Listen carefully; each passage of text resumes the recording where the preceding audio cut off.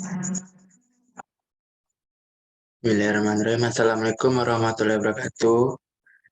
Puji syukur atas kehadiran Allah Subhanahu wa Ta'ala yang telah memberikan rahmat dan karunia-Nya kepada saya sendiri sehingga saya dapat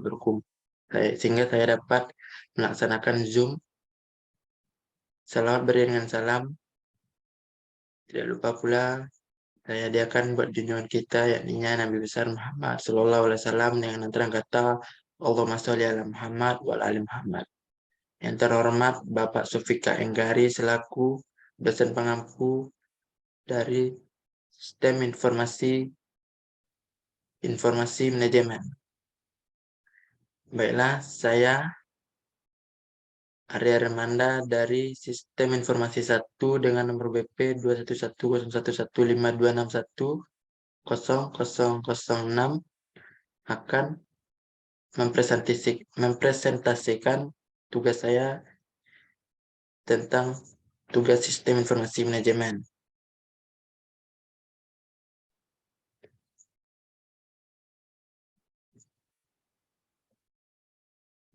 Yang pertama, saya akan menjelaskan dari syarat-syarat sebuah sistem. Yang pertama, sistem harus dibentuk untuk menyelesaikan suatu masalah. Yang kedua, elemen sistem harus mempunyai rencana. Yang ketiga, harus adanya hubungan di antara elemen di setiap sistem. Yang keempat, unsur dasar dari proses yang terdiri dari arus informasi, energi, dan material yang lebih penting daripada elemen sistem. Yang kelima, lebih penting tujuan organisasi daripada tujuan elemen. Selanjutnya, komponen sistem, di mana terdapat komponen-komponen di sebuah sistem. Yang pertama, satu komponen input, yang kedua komponen proses, yang ketiga komponen output, yang keempat komponen kendala, yang kelima komponen kontrol, yang keenam komponen umpan balik. Di mana komponen input itu adalah merupakan bagian dari sistem yang bertugas untuk menerima data, masukan yang digunakan sebagai komponen penggerak atau menangkap data atau pemberi tenaga, di mana sistem itu dioperasikan atau yang akan dimasukkan yang berupa dokumen-dokumen dasar.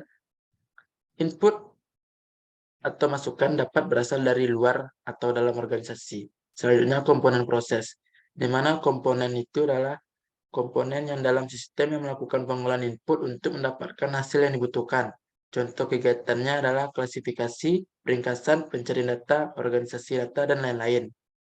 Selanjutnya komponen kendala, komponen yang berisiko aturan atau batas-batas yang berlaku. Akan membuat tujuan menjadi lebih bermanfaat, adanya suatu kendala atau batasan yang jelas akan mampu mengidentifikasi apa yang harus diantisipasikan dalam mencapai tujuan sistem. Selanjutnya komponen kontrol, komponen pengawas dan pelaksanaan proses pencapaian tujuan. Kontrol ini dapat berupa kontrol pemasukan input, pengeluaran data, dan pengoperasian data, dan lain-lain. Dan yang terakhir, komponen umpan balik, di mana komponen itu yang memberikan respon atau berjalannya suatu sistem, di mana kegiatan tersebut seperti perbaikan atau pemeliharaan sistem. Saya akan menjelaskan jenis sistem berdasarkan keterbukaan. Yang pertama, sistem terbuka, yakni suatu sistem yang biasa dipengaruhi oleh pihak luar karena adanya akses yang terbuka. Yang kedua, sistem tertutup, yaitu sebuah sistem yang tidak dapat dipengaruhi oleh pihak luar disebabkan karena aksesnya tertutup. Dan selanjutnya yang kedua, jenis sistem berdasarkan komponen. Yang pertama, sistem fisik, yaitu merupakan salah satu sistem yang mempunyai komponen energi dan materi. Yang kedua, sistem non-fisik, ialah segala sistem yang berbentuk abstrak, yang misalnya berupa ide, konsep, dan gagasan, dan sebagainya. Selanjutnya, karakteristik sistem. Yang pertama, komponen sistem, yaitu suatu sistem terdiri dari sejumlah komponen yang saling berhubungan satu sama lain, yang berarti saling bekerja sama untuk membentuk satu kesatuan. Yang kedua, batasan sistem atau boundary. Batasan sistem membatasi antara suatu sistem dengan sistem lainnya dan juga dengan lingkungan luar. Yang ketiga, lingkungan luar sistem. Lingkungan luar sistem tersebut adalah operasi di luar batas dari sistem yang mempengaruhi sistem tersebut.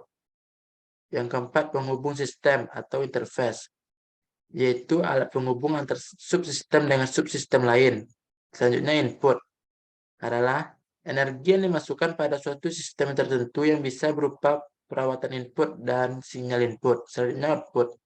Hasil dari energi telah diproses dan diklasifikasikan menjadi hasil atau output yang bermanfaat dan juga hasil sisa pembuangan.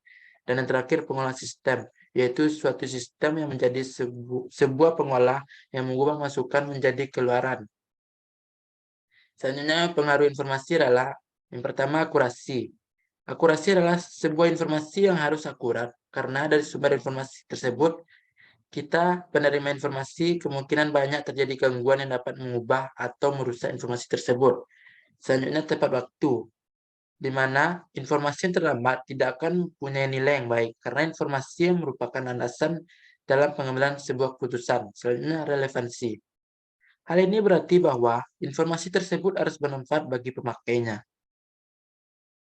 Selanjutnya, tujuan manajemen dalam informasi. Yang pertama, meningkatkan akurasi data. Data-data tersebut harus dipantau dengan seksama dan akurat, sebab akan mempengaruhi terpenting karena termasuk penerapan strategi. Selanjutnya, memperbaiki kualitas SDM. Sumber daya manusia merupakan salah satu aset terpenting dalam usaha. Mengenalkan mereka pada sistem informasi manajemen secara tak langsung meningkatkan kualitas mereka, terutama kalau SDM sebelumnya belum mengenal cara kerja sistem tersebut. Selanjutnya, memudahkan koordinasi divisi. Sistem informasi manajemen menyediakan layanan yang dapat dipakai sebagai dasar perencanaan, pengawasan, hingga pengarahan yang dilakukan pihak manajemen.